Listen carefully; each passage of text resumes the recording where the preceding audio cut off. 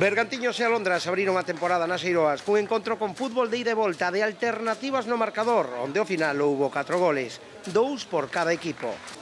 O primeiro a avisar foi o Bergantiños, pero Manu non é quen de definir ante Marcos. A resposta do Alondras chegou mediada a primeira parte, cando Iago a reviravolta pon a proba a David Yáñez. Para o primeiro tanto houbo que esperar 36 minutos, conseguiu no Mauro para o Alondras, tras aproveitar un balón morto na área. Quedaban poucos minutos para o descanso. Este gol poñíalle esas cousas máis doadas aos visitantes. Pero pouco tardou o Bergantiños en empatar. 6 minutos máis tarde, Manu rompe o fora de xogo e desta volta así bate a Marcos. Xa non habería tempo para máis. Con este empate chegaría ao descanso á espera dunha segunda metade que prometía. E foi nada máis reanudarse o choque cando Mauro marca a pracer o segundo gol para o seu equipo e o segundo na conta particular. De novo, o Alondras por diante. De novo, o Bergantiños tocaba asumir riscos para empatar o partido.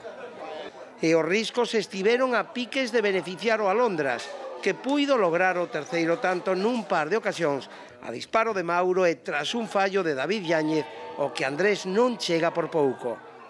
E xa o di o refrán, o que perdoa remata pagando, e a bofé que o pagou o Alondras. Cando o partido xa esvaecía, Josiño de volea fixo subir o gol do empate para o Bergantiños. O tanto, lóxicamente, fixo estourar de xúbilo a xogadores e público local que vían como escapaban os 3 puntos da casa. Ao final, reparto de puntos, aínda que Andrés disporía desta última ocasión para o Alondras.